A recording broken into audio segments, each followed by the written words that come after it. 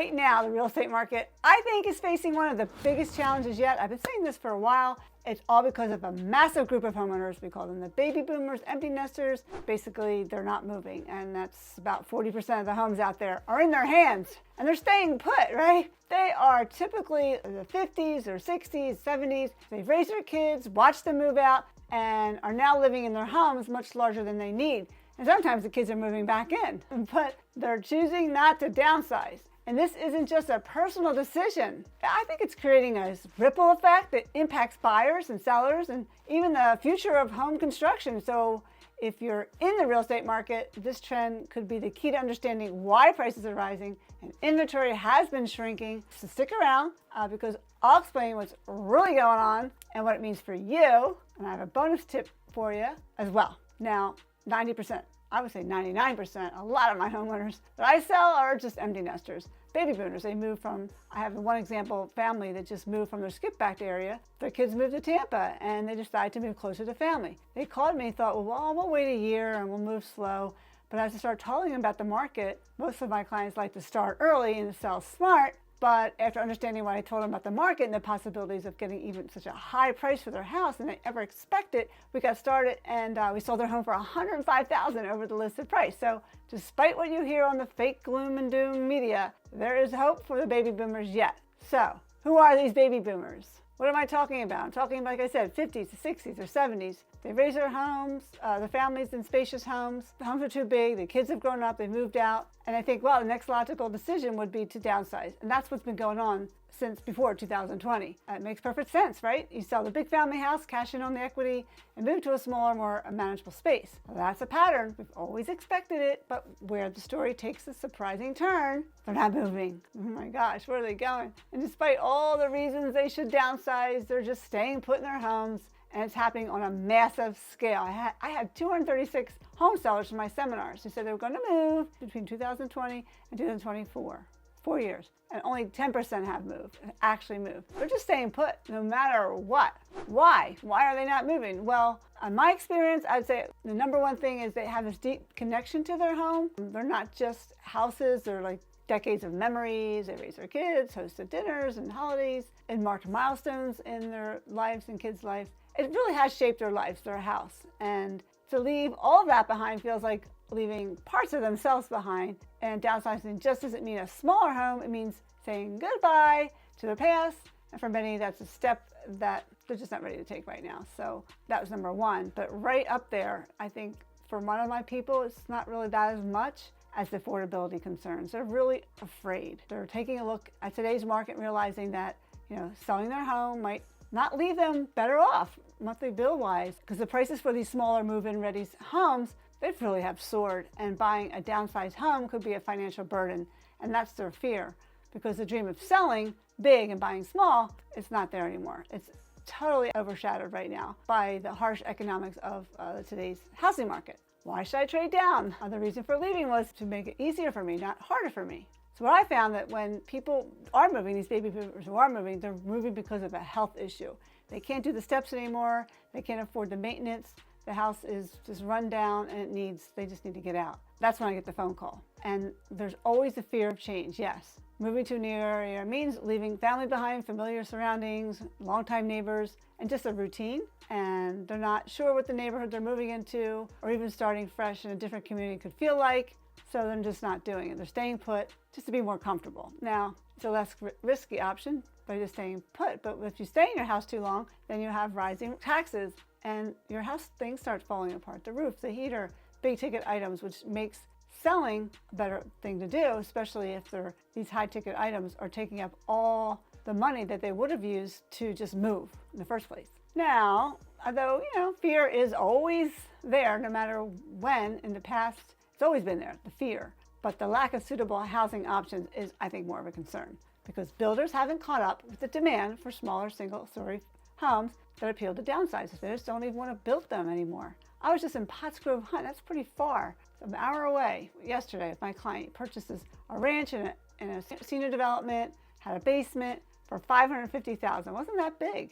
And they're selling the home for $750,000. There's not much left over there, but they're doing it because they don't want any maintenance and they want to get rid of their mortgage. They're done, the mid-sized accessible homes that boomers want are in short supply. And if they're there, they're very expensive. Because now my client has to drive like an hour and some north, and they were going to do it next year. One of the houses came up and they said, well, if you wait till next year, this house is going to be $30,000 more. You know, that's spiel that they give, and they went for it, and they're settling in January. So how does this affect the buyers who want to purchase these baby boomer homes? Like I said, I find that at least 50% of the time, they are these move-up buyer homes. These empty nester homes are the move-up buyer homes. And if boomers, they move, that frees up the move-up buyers to move, and that frees up their homes to first-time buyers to buy a home with all these grant programs and everything like that. Imagine this. Imagine 40% of the homes are owned by these empty nesters who aren't selling, right? That's a huge chunk of the market, right? That's being out of circulation. Imagine this bottleneck, keeping the younger buyers looking to upgrade their starter homes to something bigger, and they're facing a market with fewer options. So it really forces them to settle for less or wait longer. I've seen many of them just buying way over asking just to get in a place. It's not just a ripple, it's kind of like a wave that's impacting, I think, home buyers everywhere, not just in our area, but I think in our area, we're not seeing a decrease in inventory or increase in inventory. We're not seeing prices go down like in California and some of those other states. Also, I guess I can mention that limited inventory, it has like another problem, which is skyrocketing prices, right? When these larger family homes don't hit the market, the demand for the mid-range home stays high, and while the supply stays low. So that drives up suburban, urban markets, not just in our area, but also in Philadelphia as well. A little bit higher inventory there. And there's bidding wars, tons of bidding wars going on in my for listings, because they just want to secure a home. I'm a listing agent. That's why I know all this. So housing affordability, I think, has slipped further out of reach for families, and it becomes more of a distant goal right now than an actual reality. So what I'm kind of saying is, why can't builders just step in and meet the demand? Well, there's a problem for that too. For years, builders have been prioritizing luxury homes, not the affordable downsizer-friendly homes, because they can't build them and make money. That's the market that's so desperate for houses, but they can't get that together. There's a disconnect between what's being built and what's really needed. Boomers aren't interested in these big, sprawling, big estates. They want practical, comfortable, homes that fit their lifestyle at this point in their life. But with the lack of these options, they're just staying put, and the vicious cycle continues. And also, all these government regulations, local ordinances that make it really tough for builders to offer affordable housing, because they get hit with increases in permits, supplies, lumber, everything, the list goes on. They can't even afford to build homes that are affordable for these seniors. So that's how it works. Now, if in this video I gave you some information that you need, please smash the like button. Don't forget to subscribe. Help a girl out. 650 subscribers by the end of October. We're getting up to 1,000 by the end of the year.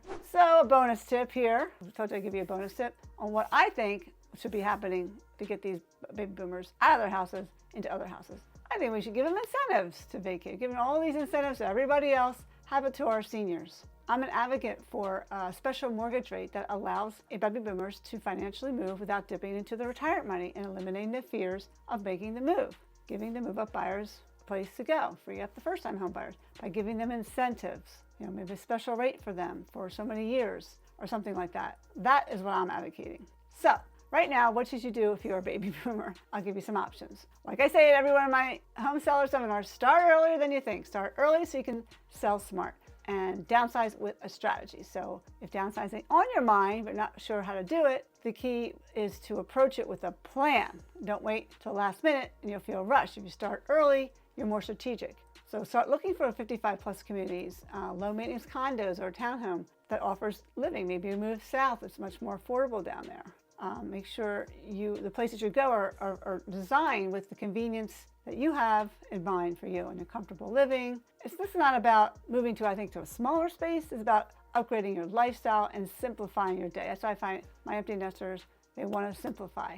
So maybe it's time to do a room-by-room review where our team comes in and we give you your list of low-cost fix-ups, things you could be doing now, so if you find something, you can make that move. Always thinking about the end in mind. And even if you stay in your home, there's some great opportunities right now. You can leverage the equity in your property. Maybe your home isn't quite what you need it to be and you want to build something, make it a better, add something that would give it value over the years if you want to stay, and you could take that money out right now to fund some exciting new venture with your home, or buy a second home. Or also maybe a lot of my seniors are doing now is they're taking their equity and buying investment properties for some rental income. Or maybe you can help your kids with their first time home, give them their inheritance tax free. I think your home value can be a great tool financially right now. Could open up doors that you never thought possible. So you might want to give me a call about that. I can help you out. Now, of course, if you're looking for a change and you just want to do it, just rent. That's your best option. You can downsize to a smaller place, hold on, and you can rent your house out and downsize, and then you still have your house. It generates income from renting. It's kind of win-win. I have a lot of clients doing that, where I find them a place to rent, and then we're renting out their homes. Gives you the freedom of a new lifestyle, and you don't have to say goodbye to your house, so where all those memories are made. So, at the end of the day, whether you stay or go, I think the key is to make a decision that really aligns with your lifestyle and your goals. So what are your goals? What lifestyle are you looking for right now? And lastly, what do you do if you're a buyer or seller right now? Listen up for some good advice. You buyers, just be patient, guys, okay? This limited inventory is going to be here for a while. It's not going to change. Prices will be going up. If you have an opportunity to buy now. Find the right home. It could take longer than you think, so don't get discouraged. It's very competitive out there. Just make sure you have the right strategy. So give me a call, put together our strategy, or sit down with an experienced agent who will take you through the entire process so you feel comfortable when it's time to take the plunge and pay that price that was a little bit higher than you wanted to spend, okay? I find it was much easier for my home buyers to get through that when I really show them what they can do and what's out there for them. And with the recent rate change, you can actually afford $25,000 to $30,000 more of the same payment that you were going to pay before the rate change, and that might even go down as well. So just remember that the right home is out there waiting for you. It's just about timing and persistence and having a really good guide by your side. So keep your eyes open, guys. Be ready to act. Now, what if you're these baby boomer home sellers? Your home is in high demand. You're in a great position. If you're thinking 6 months to a year, maybe even 2 years out, just maximize your selling potential. You make sure you'll price it right in crafting an effective marketing strategy. Figure out what are your home's best features. Highlight them and their unique selling points, and also kind of make your property irresistible to buyers who are looking to move at that time. Changing out light fixtures, do some more trendy stuff to your house that will attract buyers so you can secure that deal that benefits you. So whether you're buying or selling, I think the current market dynamics present both challenges and also opportunities. So make sure you just stay informed, guys, to make the best decisions for your future. And before I wrap it up, I'd like to talk about the future and what trends I'm seeing on the horizon. I see ton more. Do you see them all over the place? I'm building them all over the place. Build to rent communities. Communities where you have the rental here and down below all these stores and restaurants. There's a ton of these build to rent communities. These are new developments.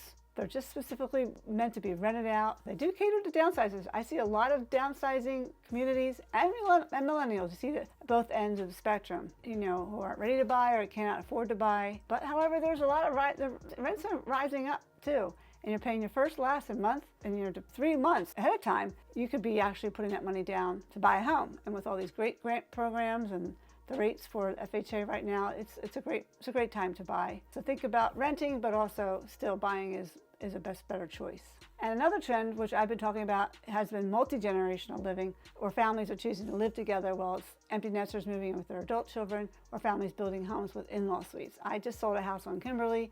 I had a 3-bedroom, 1.5 development of homes. They're a 1-bath, built an extension off the back. It was a ranch with this big room, had its own entrance, its own bathroom, and that's the person who bought it and paid a lot of money for it, more than anybody else would pay for it, is because they want their parents in the back room to take care of their kids, and that works for them. So that's why you want to keep an eye out on those. If you have one that has an in-law suite or possibility, it's a good time to sell. So there you have it. 40% of homes are owned by baby boomers, and they're not going anywhere. And what are we going to do?